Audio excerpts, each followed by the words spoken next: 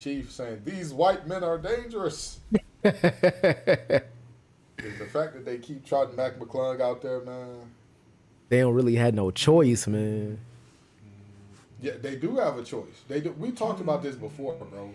Put up an NBA team versus the all dunker team, and I'll take it a step further. What if, because now you can pay them, what if you got some college guys in there too? I mean, I got it. I got some ideas for it. I don't know if we talking about it later in the show, but I got some ideas for it. That's fair. That's fair. Well, folks, we told y'all we are men of our word. You know, that's who we are at Facts Over Acts. We're the People's Pod. And obviously, we told y'all we were going to give y'all advice on different subjects that y'all ask us about. They could be sports related, they could be non-sports related, and all that good stuff. But we're going to ask about it, or we're going to answer it all the same, okay?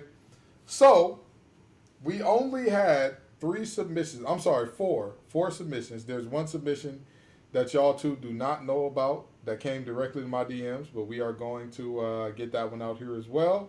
Okay. But we got 4 submissions in the Facts Over Acts. In the Facts Over Acts. Give me just a second. In the Facts Over Acts question bin. And so we're going to start. Josh, start off with whichever one you want because you have access to the first 3. And then after that, we will get fully into the sports of the show. Josh, help us out. All right. So that first question that we have is, what inspired us to start Facts Over Acts, and have we ever thought about having guests on? Well, I feel like this is a great answer for Josh because the moment that was orthogonal to the story, very personal to Josh. So I'm gonna let you take that one. I know we talked about starting this podcast forever on Twitter. Like this is something that we talked about on Twitter. This man forgot the origin story. Go ahead. Refresh me. His hero passing was the reason we started this. Was Kobe Bryant? Yes. After Kobe died, you was like, I'm hurting right now, but we gonna take this hurt and make something beautiful out of it. And we started. It was 2 things. Yeah. It was Kobe dying, and then it was right after Kobe died. Somebody said something about Brian on Twitter when Guyton hated Brian. This is back when Guyton couldn't stand Brian. And then he put me and Gibbs in a group chat and was like, nah, bro, y'all the only two I can talk about Brian about, man. I do remember that part. I remember we was in the group chat. And I'm like, y'all the only two I can talk to about sports. Because like we've been going back and forth about sports on Twitter since we was in high school. No, that's facts. That's facts.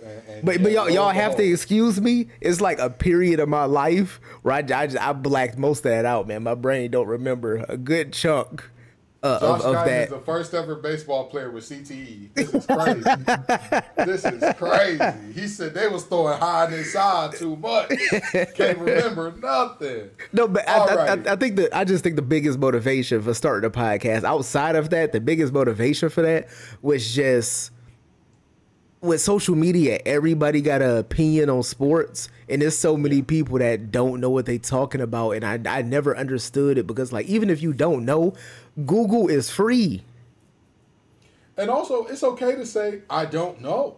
Like, it's okay to not have an opinion on things that you legitimately don't know about. Yeah. You know what I mean? Like, we are not those guys that are going to blame you and look at you crazy like, oh, my God, you don't know who Ralph Sampson is. That's crazy. Like that's not us. So you know what I mean.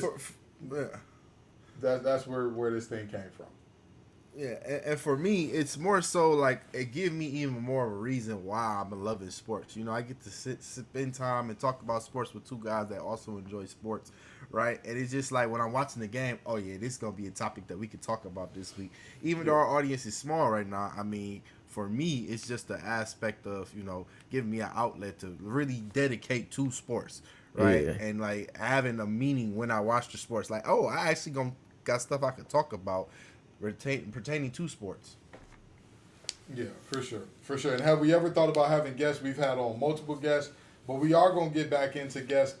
We're going to aim, no guarantees here, but we're going to aim for at least one guest monthly from March through the end of the year. That's going to be our goal, to have on one new person every single month and kind of go from there. So that's what we got going on there. Josh, break us off with the second question, please. Okay. I know we've been changing the direction of facts over acts. So, one, this question is a little insane, but we're going to answer it. And two, just based off the context of the question, Gibbs, do you know this person personally?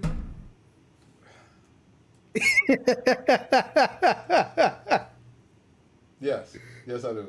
Okay. Yeah. All right. I'm not gonna tell you how, but there's a very close blood relation. The only reason like that triggered in my brain is because I don't know if you remember you came over to my crib for the barbecue. Oh yeah.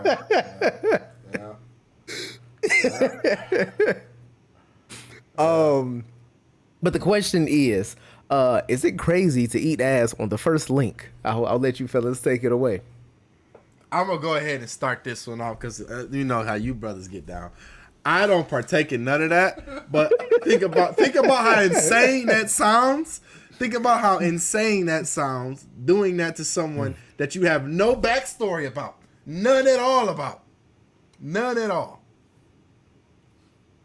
Hey, man. So yes, it's insane. Yes. Hey man, if you got them papers, if you got the papers before y'all first link, fair game. Do what you gotta do. Nah, I'm leaving it at that. You know what I mean?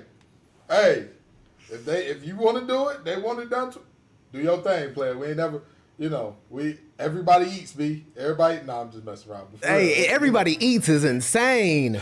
Everybody eats is insane, bro. Nah, but listen. Again, it's their personal life. It's their personal choices. You know what I mean? I ain't never gonna shun somebody for their personal choices so long as ain't nobody being hurt. That's what y'all into. That's what y'all into. Okay. I'll go ahead and weigh in. One, it's crazy. I'm more explorative than the average person, but I also have my limits. If that's something that you choose to do and you're safe about it and you go about it in a way that's safe to you and you're not harming nobody else, cool, go ahead and do your thing. But me, personally, I think that's crazy. I think that's somebody that you got to share that with, to where you know this person well enough to where you know their hygiene habits, you know they ain't got nothing crazy going on. You got to have some kind of a intimate bond with this person in order to do that. Because like on the first link is a many variations of first link. This could be a person you've been kicking it with for a minute. This could be a friend that turned into that kind of situation. This could be somebody that you met on Tinder like 2 days prior. I'm gonna tell you, and this is why I said, as long as you got them papers, you good. Because I know a young lady who met somebody off Tinder and was doing certain acts with them without getting those papers, and got one of the incurables. And that's why I say, as long as you get them papers and you know it's legit, if that's your first link, incurable is hilarious. Bro, it's the truth. You know the incurables. You know it's some of them ones that when you get it, you just got it. Like you can manage it, but you can never get rid of it. If you know what I mean? Hey, that's all I'm gonna say on that. You know what I mean? You got the papers, you good. Josh, give us number 3. Number 3. This is specifically for Gibbs. Is Usher's shimmy valid? I would like to say this, and I want people to like very much so live in this. The human body can only do so many things, right? Like when people say this is a white supremacist hand sign, as well as this is the capitalist hand sign, signal to each other that somebody's a member. Like both of those things can be true because again, human hands can only do so much. When you talk about the human body when it comes to dancing, it's the same type of thing with strolling. And was Usher shimmy legit? No, he's not a noob. It wasn't legit. He was shimmy. Like, good for him. More power to him. But, you know what I mean? This ain't shimmy like a noob. We don't even do that at my school. So, you know what I mean? We never did that. So, no, his shimmy not legit. It's not legit if you're not a noob. You know what I mean? Like, hey, great technique and form and all that. Good for you. It's not legit because he's not a noob. And that's all there is to it from my standpoint on that one. Also, while we're here, I know we're like a week behind. A lot of other people have already weighed in on this. The that Usher Alicia Keys hug. How y'all feel about that? Here's the thing that I don't understand, bro.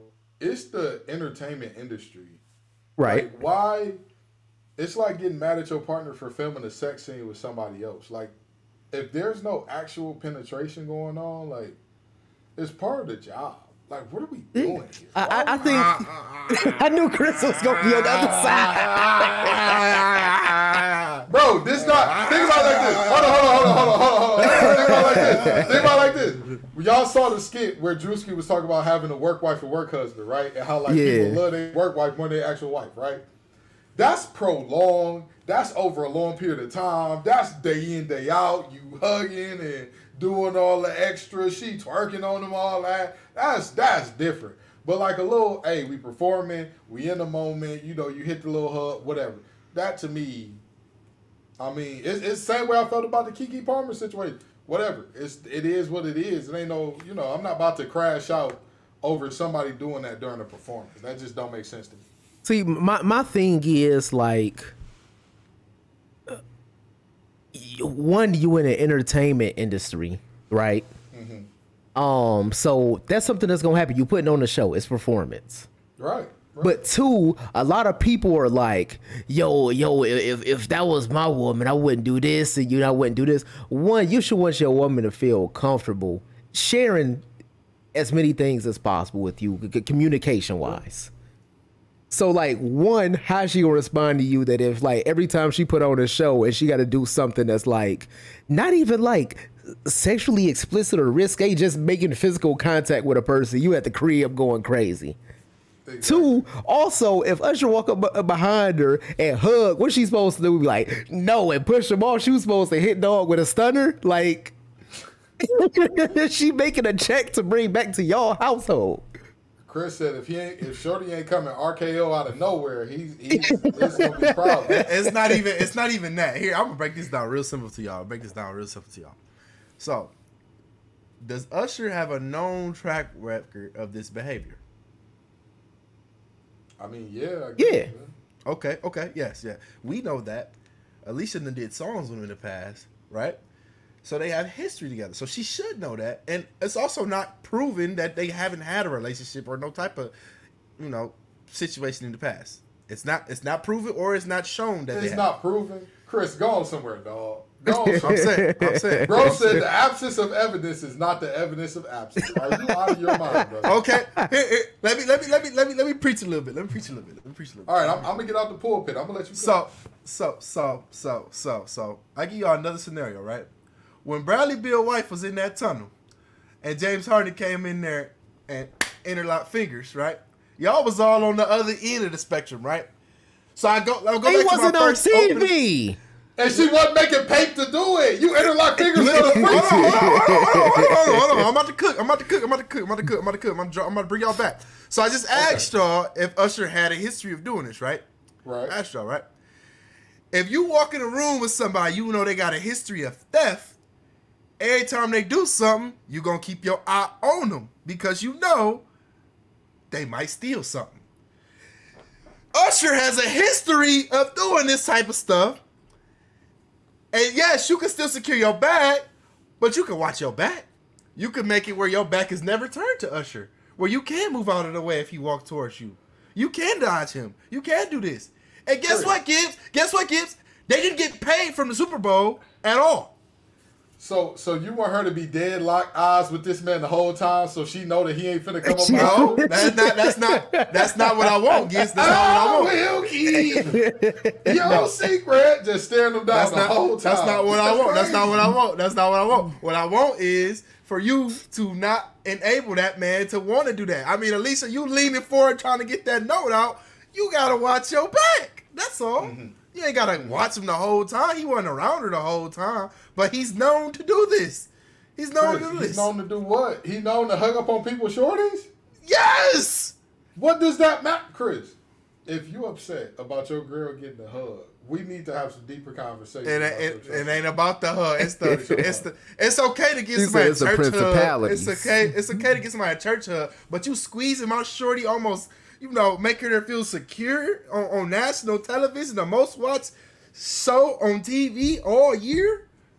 No. I'm cool on that. I'm cool on it. Ain't nothing I can do about it if you do it, but I'm cool on that. I'm cool on it. I'm cool on it. So wait. Now I got the follow up. How you gonna react? Let's say you. That's your wife. What are you gonna do about it, brother? I'm gonna tell her like, hey, look, next time, I shouldn't see that. I shouldn't see that straight up. I mean, I know you was in the moment. It's Usher, you in the Super Bowl, but let's contain ourselves next time. Because if that was the other way around, Alicia's crazy. Like, let's not act like Alicia ain't did no crazy stuff in her day. Alicia's crazy. Okay. Alicia took that man from his wife. She wouldn't be mad about him hugging up on nobody. That would be even more of a reason why she risked a lot of stuff getting him. So I mean, if it was the other way around, Swiss would have been apology on national TV reading off of a script that she wrote. I disagree. Listen, all I'm saying is this: as long as you know that it ain't go no further, it's no big deal. You know what I mean? Like, it's part of it. Again, Bradley Beal wife, that wasn't part of Naneria performance. She's not in the entertainment industry. You just lock fingers with that man for no reason. Your streams will not go up from doing that side-to-side hug with James Harden. Like, what are we looking at here? But I got to get to this fourth and final question. The DNA of the Texans and the Lions, both teams are on the come up. That's almost unheard of for both franchises.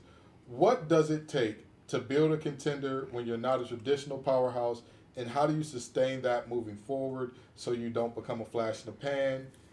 And do you have any expectations for the upcoming season? So I'll start this off with the first part of this question about how do you build if you're a up-and-comer that's not a traditional power?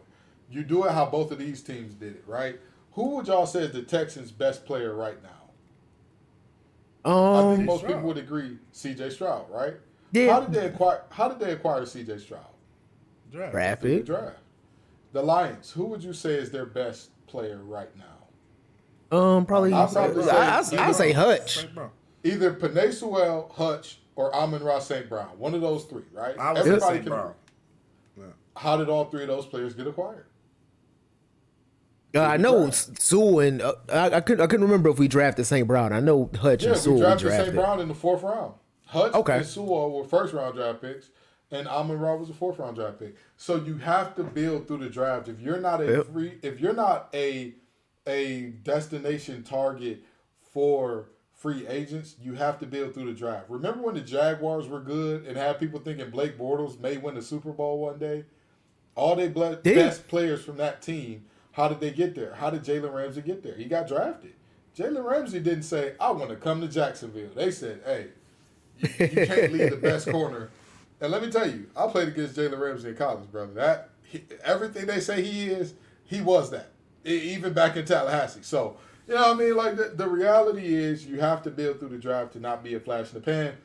And upcoming season expectations, I expect at least one playoff win from the Lions next year. Same thing for the Texans because the AFC South is so mid.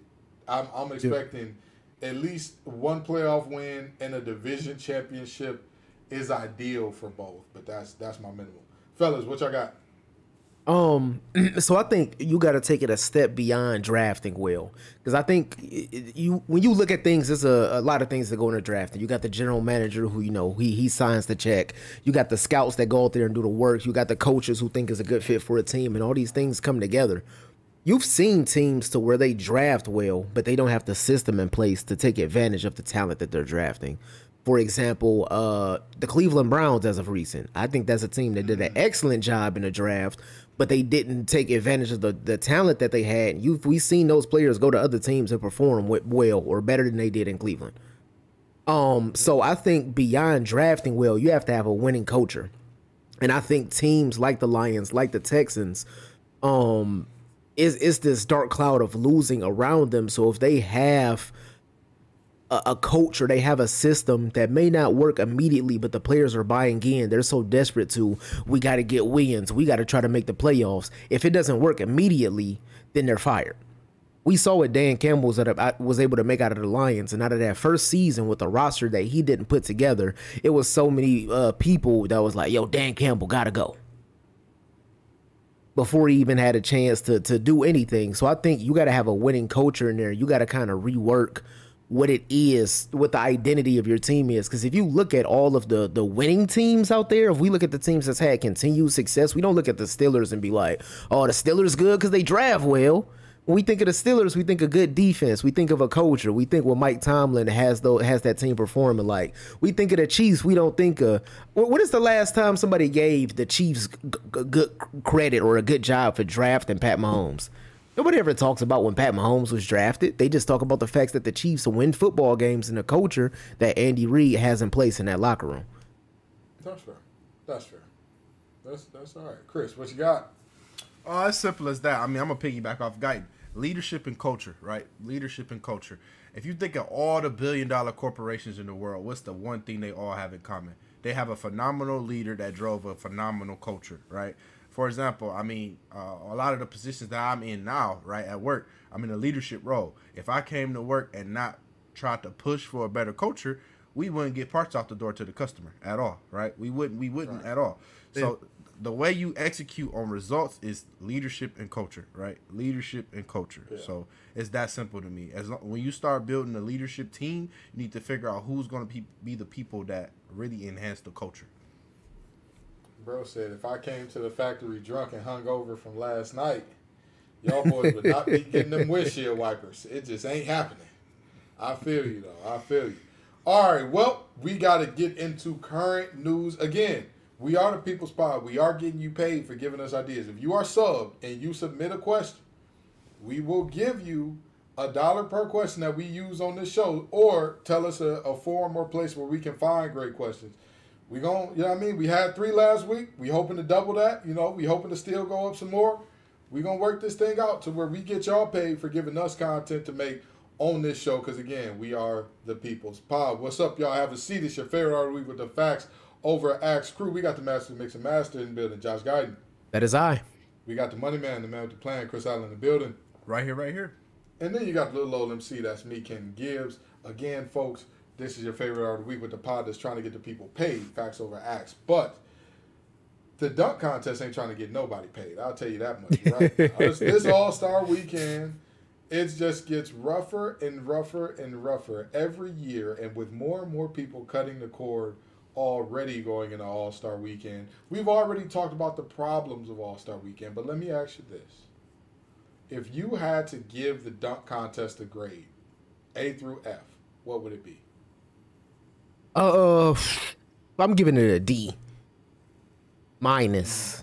And the only reason that is not an F is because this year a star player did participate, even though he somehow made the finals. He was the worst contestant out of the 4. A star player this year did participate, and I think with everything that they added, the attraction. Is he a star? Jaylen Brown is a star. He made 300 million. He's not a superstar. He's a star. He's the second best player. He's the second best player on the best team in the league. He's a star. I said he's not a superstar, but he's a star. I agree. He's a star. You said he's not a star. Somebody lied. He does not have a chopper in the car. Okay? He is not a star. And I think with the additions, like they've made All-Star Weekend into such a spectacle. The only reason I'm not giving it an F is because an F means that it shouldn't be an All-Star. It shouldn't be a dunk contest next year. I think it's some way to repair it. It's going to be tough, but it is a way to repair it. Chris, what you got? I'm giving it an F. I mean, point blank, period. I don't think there should be one next year currently constructed. They need to ban it. They need to ban it until they figure out what's wrong with it and then fix it. You know, people really hate on 2K, but I think one of the biggest things that won me over with 2K this year, right? Not NBA 2K, just 2K as a company, is when I found out they actually skipped a couple years for WWE.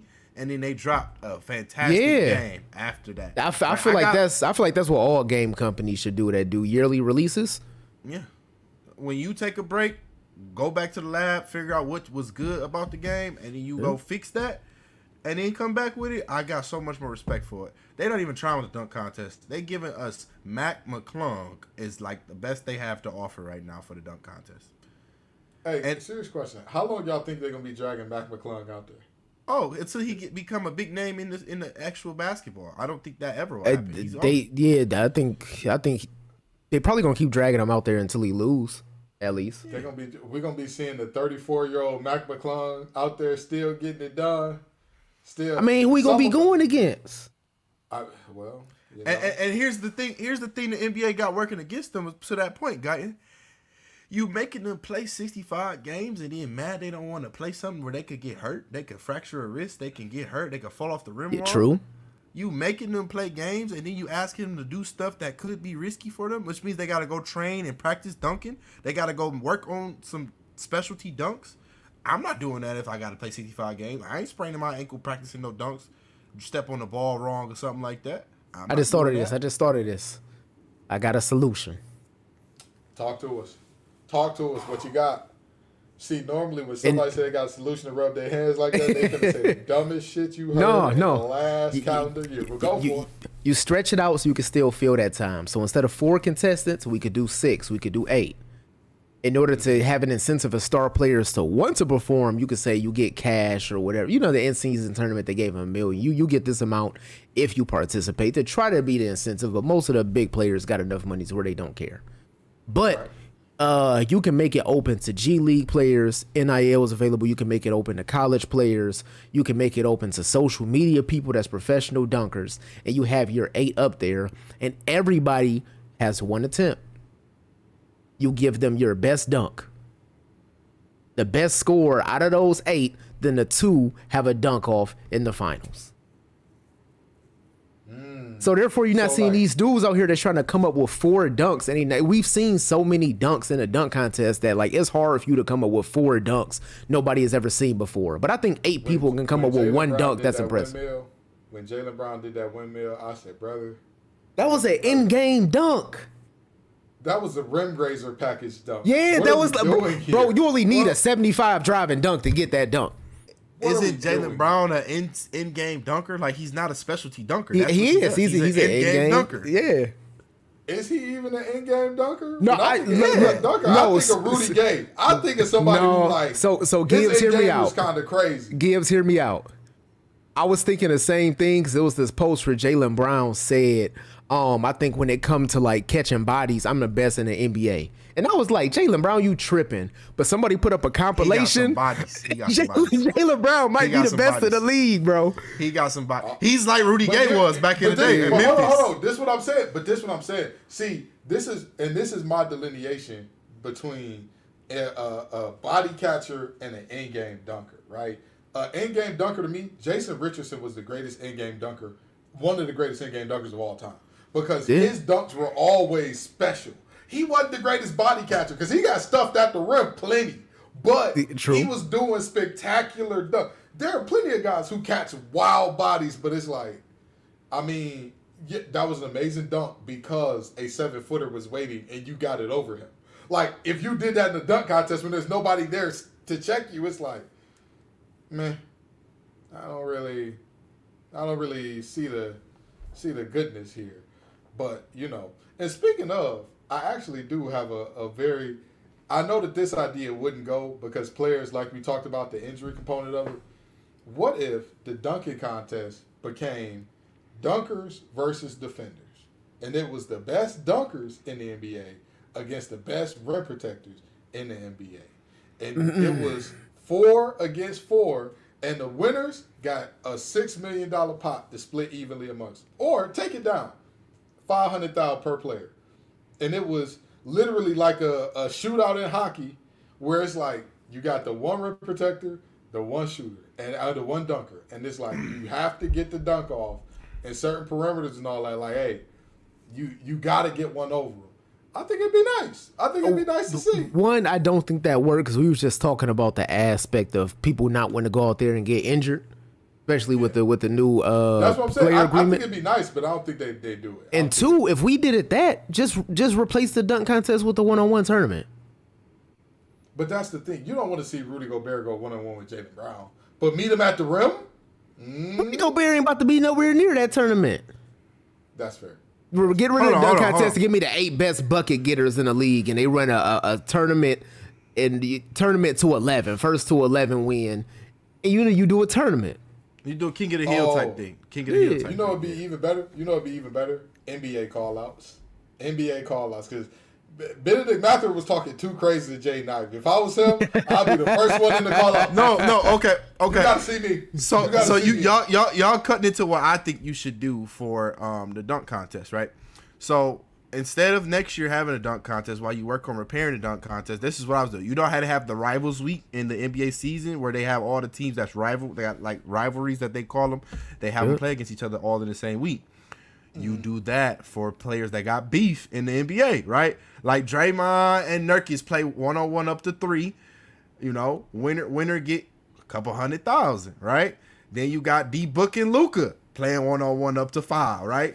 The guards get 5 points, the bigs get 3 points. That's what I was thinking. And then you call it Rivals Night on that, right? A quick 1-on-1 game up to 3 or 5. I'm not really like, okay, I ain't gonna get hurt because I do that in practice anyway. So it's more so like, yeah, we got beef this season. And then a lot of players going to start going at people during the season to make sure that they get picked for that on All-Star Weekend. Draymond going to be the first ever player to get a flagrant during Rivals Night. He going upside somebody. Hey! No, but I feel it. That actually is a great idea. Again, the way that Mather was talking to Ivy, brother. Imagine how many people would be like, all right, KD, you know, this year I'm gonna stop you. Like, KD gonna be out there every season. The way he talking. I'm not gonna lie. KD is what, 36 now? 35, 36? 35. He 35, yeah. You gotta feel kind of lame. Like, if you Ant-Man, what do you gain? What do you gain by being like, hey, give me KD? I mean, it's still KD, though. I mean, he's still averaging 25 like more a game. I mean, KD's still a bucket. Sure, but he's a 35-year-old bucket. You know, like, it's tough. But I feel you. All right, so with that being said, the three-point contest was also last night. Tell me, which did you enjoy more? The normal three-point contest, the NBA versus WNBA three-point contest? I think both of them were fire. I think the three-point contest should start closing out the night, and I necessarily can't put one over the other, just because if you think about it from this aspect and think of how talented players are right now, I think every person in the first round got over 20 points except Malik Beasley, right? No, he had 20 exactly, I think. All of them had 20. If they were playing 10, 20 years ago, these players are so talented that they would be winning every year. If you think about it, Larry Bird won, what, three-point contests back-to-back? Yeah. His highest score was a 17. He walked in and said, who gonna finish second? And then dropped 16 on them boys. And won. They also didn't have mom doing money balls like they do now, though. Like, they had money balls. Fair. That's also you didn't fair. have a whole money ball rack. That's true, but like, so Larry people weren't Bird's hitting them starry probably balls anyway. Translated into today's time, Larry Bird probably put up, what, a 23? 20? Yeah, low mid-20s. Put up a 20, yeah. It still wouldn't have won. But so I can't put one over the other. 30. I think they should close out the night, but I do think that they can add to the NBA versus WNBA thing. You know, it could be a whole different event. You could do 4-on-4.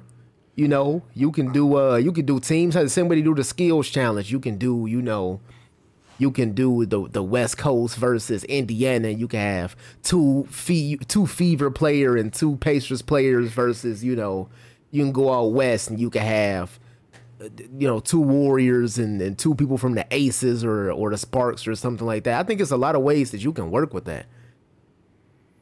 That's fair. Chris, what you think? I mean, three-point contest, WNBA three-point contest. I think this year was the first year the three-point contest really stood out to me because of all the LED light stuff they had going on the court. I'm a nerd. I nerd out and stuff like that.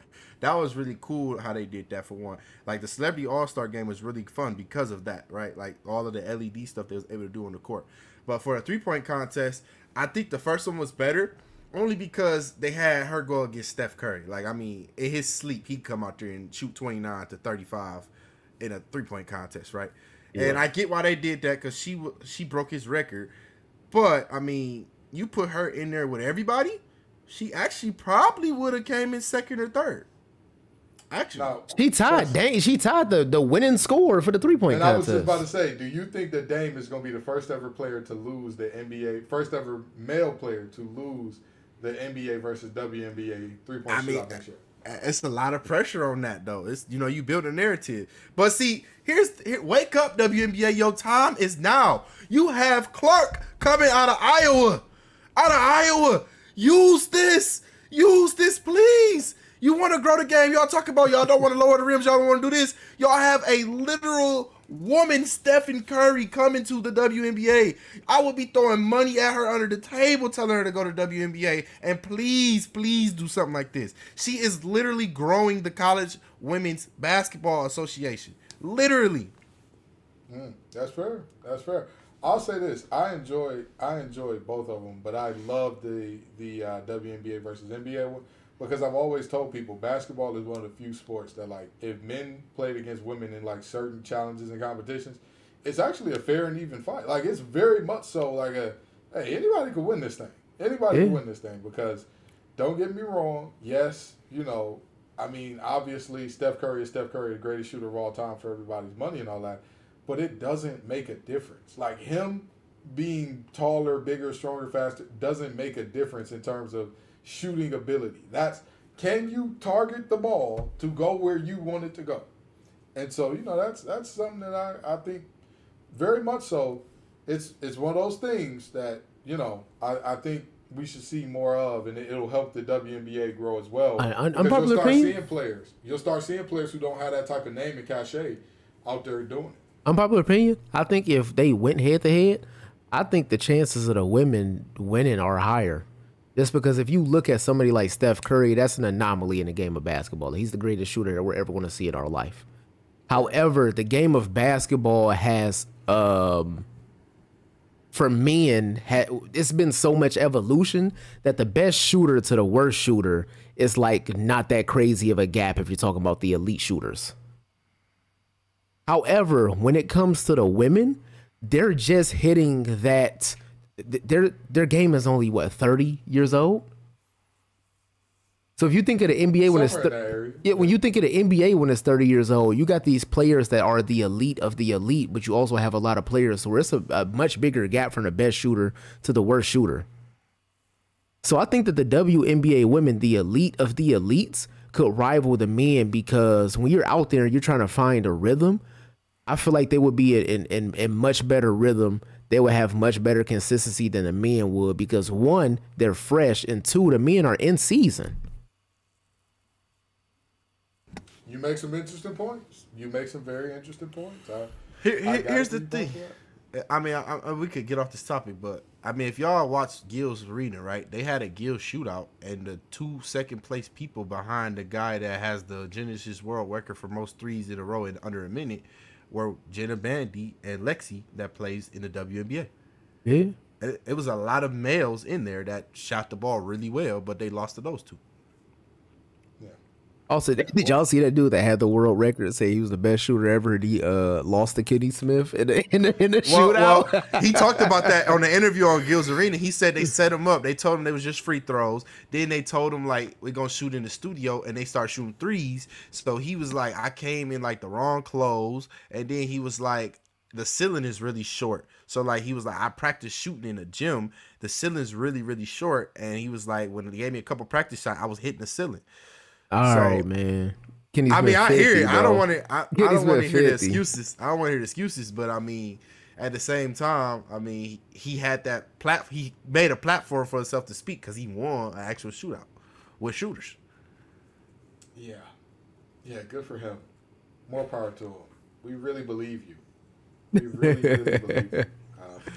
Look at how hard we're believing you. I've never believed someone harder than I'm believing you right now.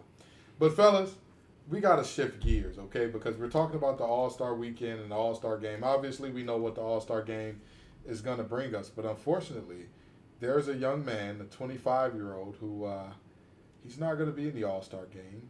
But he contends that he is indeed a max player. He's actually never made an All-Star Game. But he contends that he's a max player. And that is none other than the guy who let me down more than any other draft pick big that I've ever believed in, Mr. DeAndre Ayton. And this sparked the conversation. He said he was an all-star. No, he said he's a max player. I think saying he's a max player is more egregious than saying he's an all-star. I think they both egregious. They both levels. crazy. No. Levels. Saying you're a max player is way worse. Because if you it's say no you're levels. all-star, That's like saying I made a mistake, but I made a little mistake. You still made a mistake. Like, come on now. yeah, but forgetting to turn the stove off is very different than speeding in the school zone and hitting 4 kids. Like, those are two. I mean, true. Because to me, you could slip up and make an all-star game. You can't slip into a max contract, or at least not anymore. Which gave us the idea: who is the worst player that you would say deserves a max? And what do you think is your quote-unquote line of delineation for max contracts? Where you're like, all right, that's the cutoff, bro. Nope. Nobody who's worse than this guy should get a max. So who is the worst player that deserves a max? No, worst player that you've seen get a max. Worst max contract. Okay. I'm gonna go ahead and start this one off because we was talking about it before the show, and it was a couple in there that was egregious, but it's one out there that I think y'all forgot about. I'll say Juwan Howard. Omer Ashik. Omer Ashik got a max? Yes, from the Pelicans. Stop lying, bro. I think it was 2015. It was the same year they did that TV deal. That was what, 2016? Oh my God. Omer Ashik got a max. Yes. I got one even worse for y'all, if I'm being honest. Wow. I got one What you y'all got, Chris? forgot. Chandler Parsons got a max. All right, wait, hold on. Chandler Parsons ain't worse than the Sheik, bro. Here, hold on. See, and I hate that y'all making me defend this man during Black History Month, but Chandler Parsons, a lot of stuff that happened was out of his control. Like, you couldn't have predicted that some drunk driver was going to hit him in the middle of the day. Do you know how crazy it is for you to get an accident that changes your athletic ability forever by a drunk driver at 2 p.m.? Like, Yeah. God really just did not want that man to prosper. But I get the vision. Okay. What about Ryan Anderson? He ain't get a max, but he got just about a max. Right? Yeah, Ryan Anderson is crazy. Ryan Anderson. I still don't think that's worse than the Sheik. A Sheik, I don't know. Here's the thing. I got one that is kind of forgotten in the annals of history. But this, and mind you, it don't sound like much now, but at the time, this was the max. He was the highest paid player in the league. Allen Houston. Come on, dog. Come on. Yeah, Allen Houston is equivalent to Mike Conley deal. Allen Houston is equivalent to Mike Conley deal, I think. But that's the thing. Was he the team leader? Was he the locker room guy? Mike Conley never got a tech. That's why you pay Mike Conley a max. Allen Houston is not that, bro. He was not that. I'll give him But my kid brain remember Allen Houston being a bucket, so I can kind of see the vision. Yeah, I could see Allen Houston getting the max though. Like, I wouldn't give him max, but I could kind of see the vision. Back then, 20 a game was rare. Back then, 18 to 20 a game was rare. I don't think y'all understand. That max made him the highest paid player in the NBA. Mike Conley max made him the highest paid player. Like, are y'all? But hold on.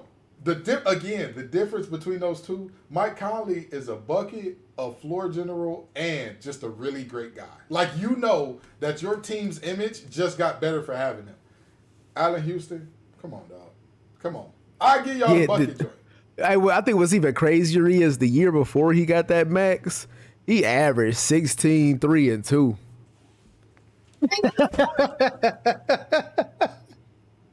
Sick. I don't give a damn how good y'all think the defenses was, bro. Oh, 42% shooting.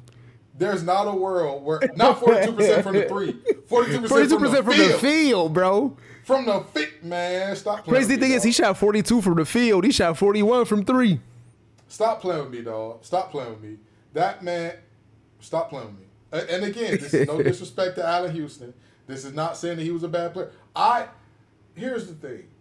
I can look at that and I can objectively say, I can't see the vision.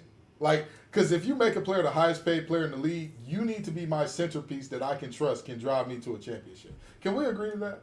Yeah. I mean, I agree. It wasn't the world. If you, and by centerpiece that could drive me to a championship, I would understand giving Prime Tyson Chandler a max. Because Prime Tyson Chandler defensively and on the boards, what he bought you, that can drive you to a championship. Depending on what offensive options you have, exactly. Tyson Chandler being your number 2 that could be a championship team. Exactly. Allen Houston, come on, man. Come on. Hey, listen, but if we threw injury in there, though, like, if we threw injury in there, right? I know you can't really control injury. Yeah, there's a lot of other. I feel like 10 years from now, when he finally don't have a voice anymore, I think John Wall is going to be the worst contract ever. Like, think about it. He was he was first team All NBA that year, and they gave him 47 a year. But here's the thing. You could at least see the vision with John Wall. Like, you in You your can mind, see. That's what I'm saying. You can see surrounded it. with talent, he'll be okay. There was no world where you was like, hey, get Omer Asik, just 2 good guards, and that team is a championship team. I mean, if we bring an injury into it, you got to talk about either Penny or Grant Hill, because they got the maxes after crazy injuries. Penny getting the max was the craziest thing I ever seen in my life, bro. Because back then they was repairing ACLs with cat guts and silly string. Like, bro, y'all knew that he was never gonna be that same guy again. Like, what are we doing here? Nasty work, absolutely nasty work. Well, fellas, let me ask y'all this, because we about to get out of here. But if y'all had to name your all-time worst, right? Like your all-time worst lineup for players who've made an all-star game, what would it look like? Josh, you the basketball encyclopedia, so I'm going to let you go first. All right, so at the point guard, we rolling out Mo Williams. Okay, all right. Start up very mid-start. We're off to a very mid-start. Shout out to the Alabama State Hornets. Okay. So it's He's their head basketball coach, by the way. Yeah. All right, Chris, who you got? I'm going Steve Francis. Hey. Steve Francis was a dog. Hey, that's crazy. Bro. Stevie Franchise is crazy. Stevie Franchise was a dog. That's crazy. I'm going Steve Francis, bro. He only made 1 though. Yeah, he had to make more than 1. He had to make more than 1. But the West at that time was so crazy in terms of guards. Like, yeah, I'm not mad at it. I'm not mad. But you know what? He shouldn't have made that 04 All-Star, bro. He shouldn't have made that 04 All-Star game. Can I hit y'all with one that I don't even think, if I didn't mention him in pre-show, y'all would have known he made an All-Star game? Ooh. My number 1 overall pick. Give me a guy from a franchise that I picked for my all-time worst franchises of the Los Angeles Clippers. Danny Mother-Loving Manning. Come on down, brother. Come on Danny down, Manning Danny. is nuts. Get in here, brother. Josh, who's your second pick? All right, well, my second pick, this is a dude that, like, he was a bucket at the time, but if you think of how crazy the West was, like, the only reason he made this All-Star game was because of KG. At the 2, I got Wally Zerbiak. Ooh-wee. New York Knicks producer legend or broadcaster legend Wally Zerbiak. Yeesh. Understandable. Chris, who you got?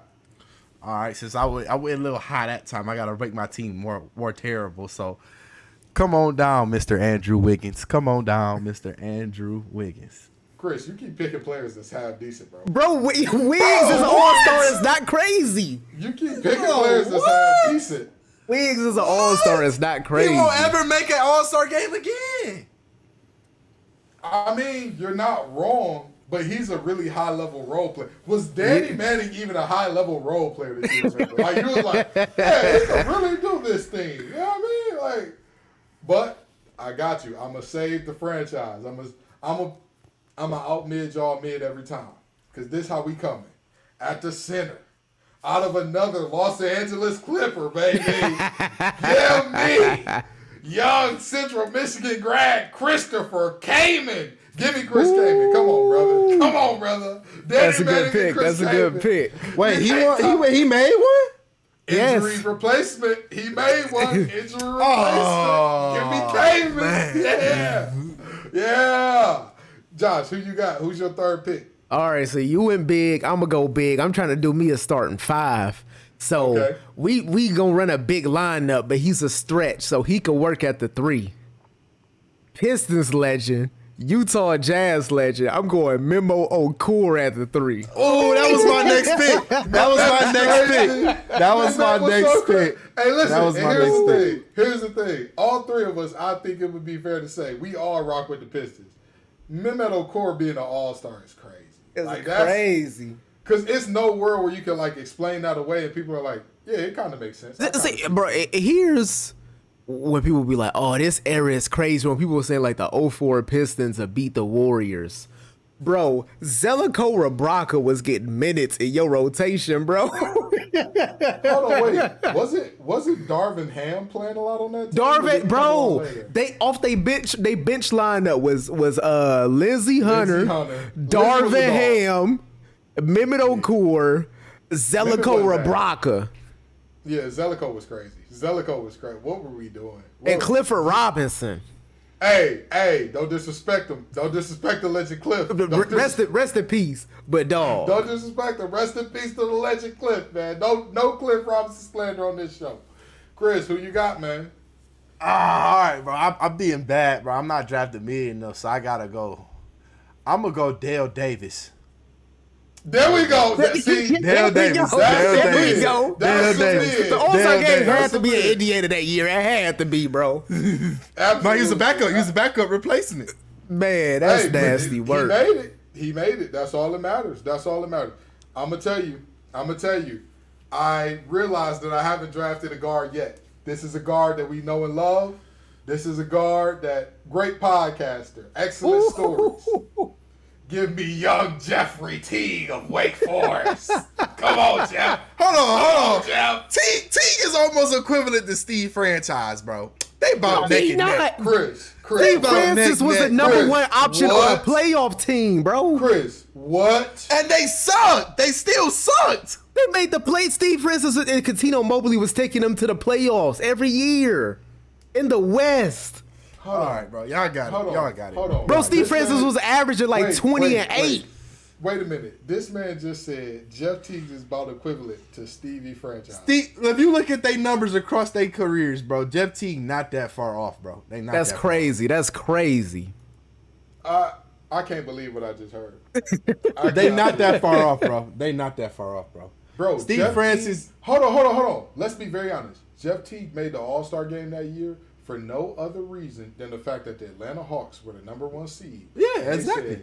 That somebody has to make it. Some of these guys have to make it.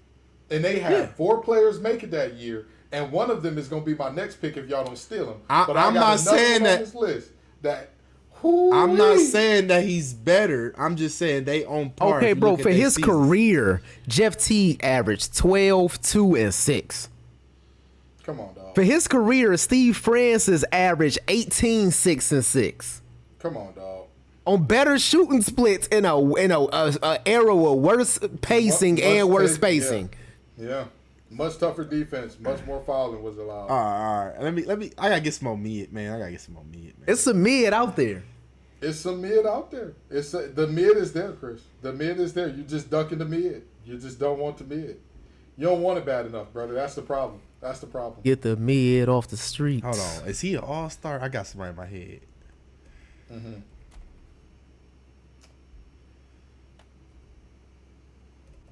Hold on, wait. I think it's Josh pick anyway. It's yours. It's yours. No. You just went Jeff Teague. You just went Jeff Teague. Yeah, I just went Jeff Teague. So at my 4, we just talked about him. Rest in peace to that man.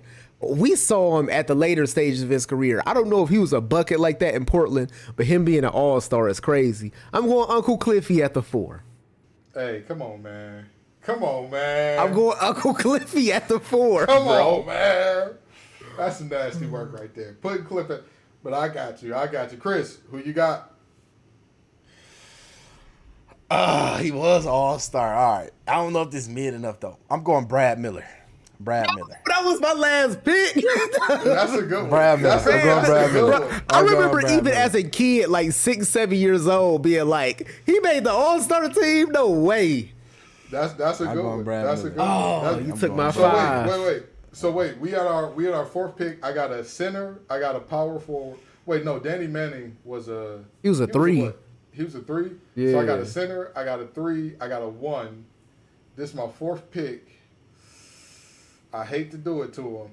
Give me Tyrone Hill. Give me Tyrone Oh, Hill. that was gonna be mine. I was gonna say him and Brad Miller. I gotta say him and Brad Miller. I gotta tell you, he had the phone. Give me Tyrone Hill, man. Give him here. You know what? He's so mid. If you were to ask like 20 people who claim to be diehard basketball fans, what was he good at? They all gonna look at you like, he was that one guy. He was that one guy. I remember him. You know what? Last pick. Who you got, Ziv? Who you got? This is my last pick. And I know like we were all there for it and we're all hoop fans. So this person making an all-star game at the time didn't surprise any of us. But in hindsight, it sounds crazy and it's fairly recent. At my 5, I'm going with Andrew Bynum. Is he low-key in the same boat as Wiggins. He low-key in the same boat as Wiggins. I was just about to say, he had a year. He had a couple years where he was like incredible. Then he fell off the face of the earth. He had those like 2 years. You thought like Kobe was finna hand him the keys to the city based off them 2 years. Yeah. All right. I need one more guard.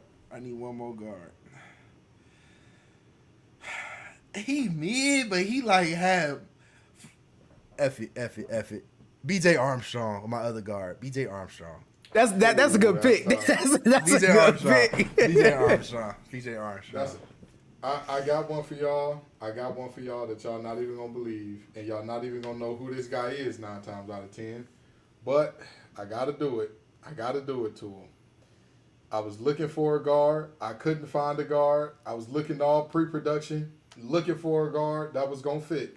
I know nothing about this man, but It makes me sad to do this. It truly makes my heart hurt to have to give this man the nod. And we talked about this before the show. And I didn't want to give him this nod. However, at the 2 guard, give me Kyle Korver, man. Give me Kyle Korver. I ain't mad at it. And he was part of that Jeff Teague thing. And that's what I was about to say. 3-point specialist. But he needs a certain type of team around him to like make him good. If you think about an all-star, bro, you're supposed to be the driving force that makes everybody else good. You can't be the guy that's like, hey, you can't be a 6th guy on the roster. You can't be a 6th. Yeah, exactly. You can't do that. And that's what he was. That's what he was for his career. Folks, submit us your worst starting 5 or all-time worst all-star game starters ever. And yes, we understand that there will be some legacy picks in there that's like, hey, he was just great for so many years. We had to give him one. But submit your worst. I did have one that I didn't put him in mind because when I was a kid, I was actually like a fan of this dude. Mm-hmm. Jamal McGlure. Mm-hmm. Jamal McGlure was always like better in our minds than he actually was. I think Jamal McGlure in the grand scheme of things like was mid. But as a kid, I remember turning on Fox Sports, and every time he played the Pistons, I swear he had 30, bro. Every time. He seemed like a GOAT, but it was just like, in reality, he was just, very, very man. So, folks, we're going to get on out of here, but please, tell us your worst all-time starting 5s. Tell us what y'all think about the dunk contest, how to improve it. And remember, we the pod that gets you paid. We the people's pod. Submit questions. We're going to do it again. We're going to ask for more questions, and please tell us. As you can see by the questions we answered today, there is no question that is off limits for us, okay? So feel free to ask. I'm lying. There are certain questions that are off limits, but, please don't. The question we got today was probably about the limit. Don't ask us anything worse than that. I know y'all tired of us talking about questions and terrible all-star games and the fact that we're going to be dragging out a 44-year-old Mac McClung to be in a dunking contest. But come on back next week and the week after that and the week after that. Peace and love, y'all.